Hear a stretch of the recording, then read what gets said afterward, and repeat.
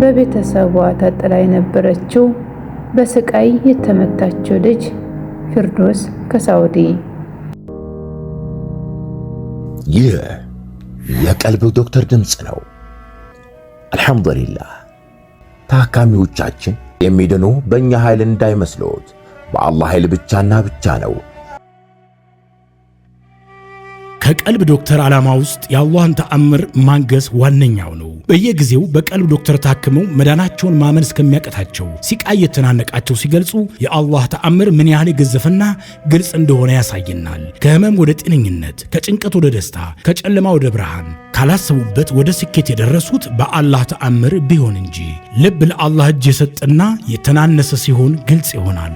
አላህም እንዲህ ይለናል፣ አላህን ትገነዘቡና በእርሱም ታምኑ ዘንድ በችሎታው ላይ ያስረጅ የሆኑ ግልጽ ተአምራቶችን ያሳያቸዋል። አልበቀራ። ኑ በአላህ ቃል የአላህን ተአምር እናግስ። ሕክምና ማግኘት ሲፈልጉ ይሄንን ሊንክ ይጫኑ።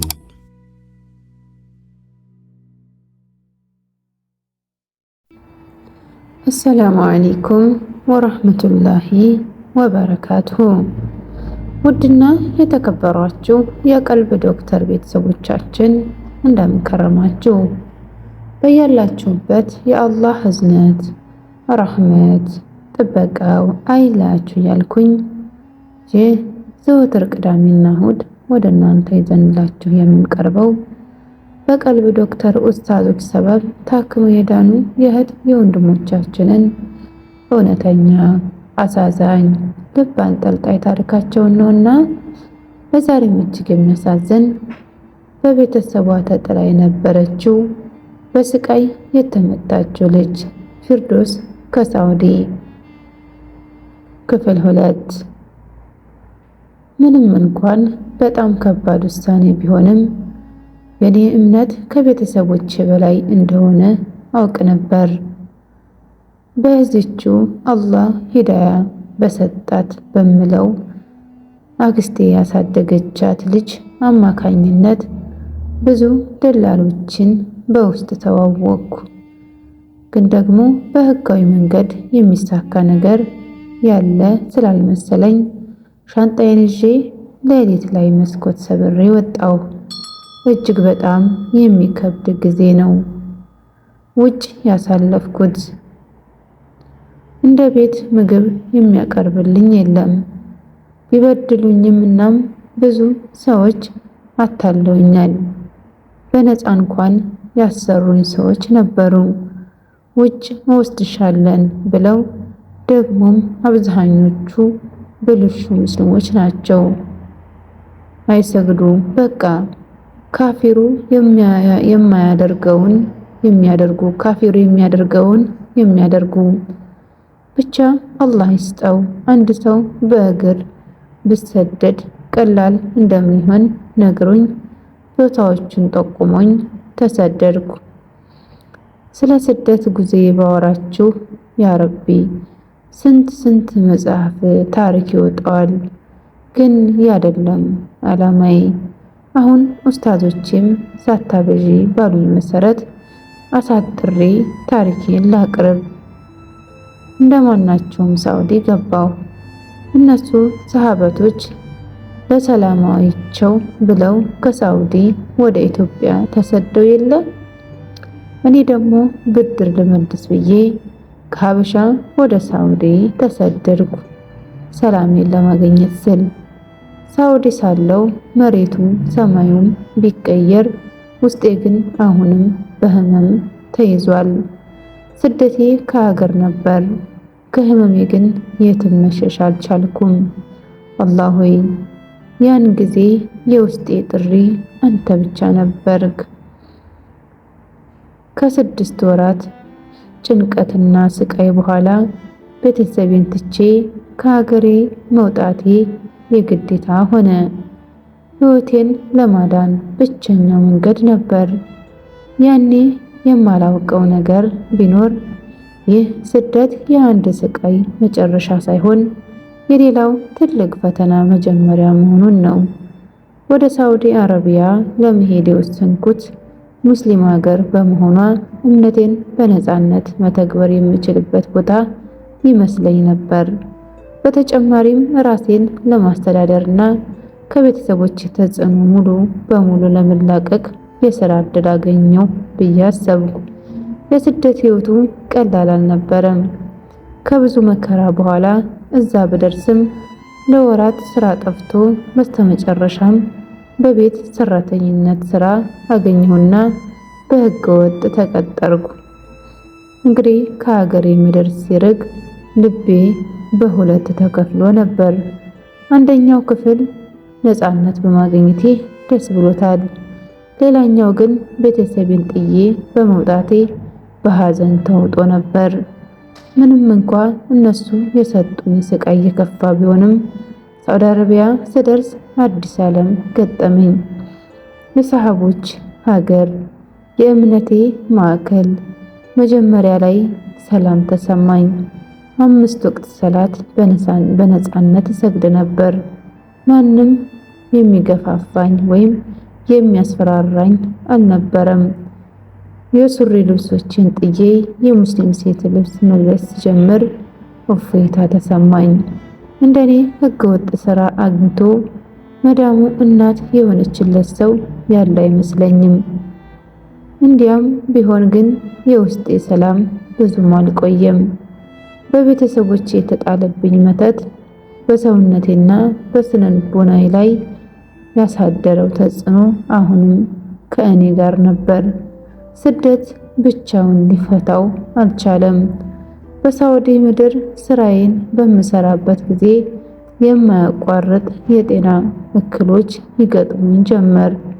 የማያቋርጥ ራስ ምታትና የአካል ድካም። በቀን ውስጥ ምንም እንኳ በትክክል ብተኛ የማያቋርጥ ድካም ይሰማኛል።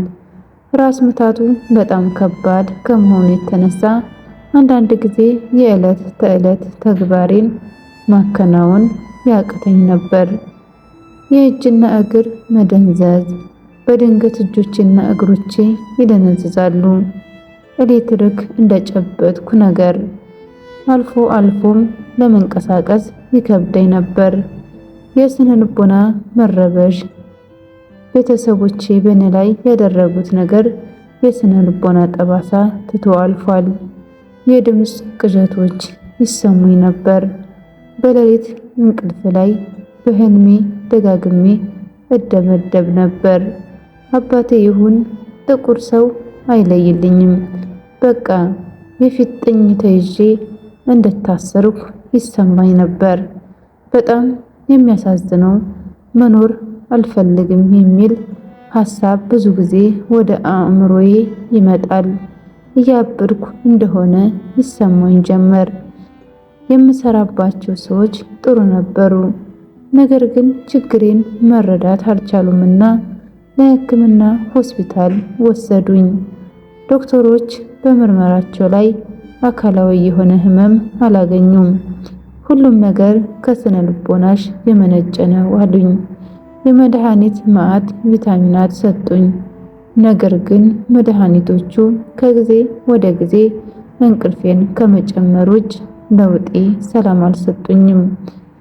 ችግሬ አካላዊ ብቻ ሳይሆን መንፈሳዊ እንደሆነ አውቃለሁ።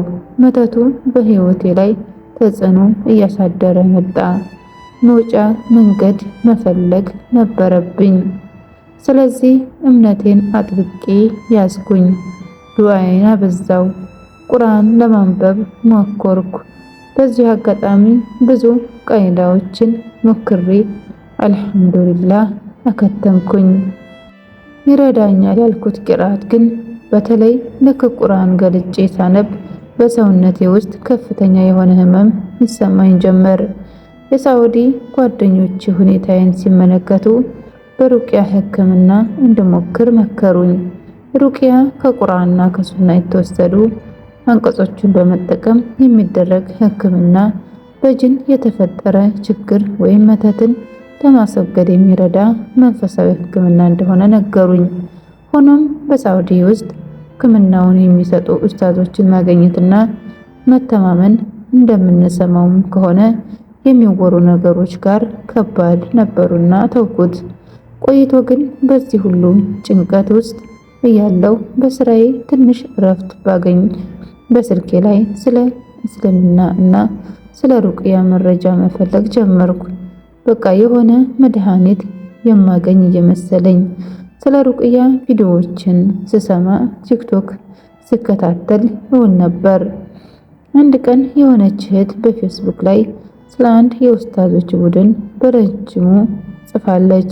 እነርሱም የቀልብ ዶክተሮች የሚል ስያሜ ያላቸው ሲሆን ኦንላይን የስነ ልቦና ድጋፍንና የሩቅያ ሕክምናን በመስጠት ሰዎችን እንደሚረዱ ገለጸች። ገለጻዋ አጭርና የሚማርክ ሆነብኝ።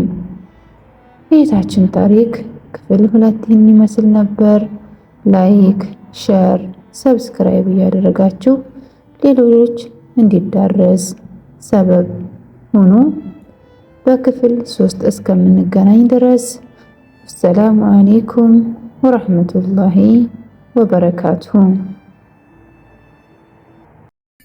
እንኳን ወደ ትክክለኛው የአፍያ መንደር በሰላም መጡ። የቀልብ ዶክተር በሲህር በጅን በአይንናስ እንዲሁም የስነ ልቦና ጫና የደረሰባቸው የሰው ዘር ፍጥረታት በሙሉ ታክሞ የሚድኑበት ነው። ሕክምናው በቁርአን፣ ሕክምናው በአስካሮች፣ ሕክምናው በዱዓዎች በሰደቃ የሚካሄድ ሲሆን ነቢያዊ ሱናን በተመረኮዙ እጅግ ጥበብና እውቀትን ባካበቱ የሩቃ ዶክተሮች ይታከማሉ። እወቁ፣ ሕክምናው ሸሪዓዊ ብቻ ነው። አያምልጦት፣ እድሉን ይጠቀሙ። ባሉበት ሆነው ራስዎን ያክሙ። ሕክምና ማግኘት ሲፈልጉ ተከታዩን ሊንክ ይጫኑ።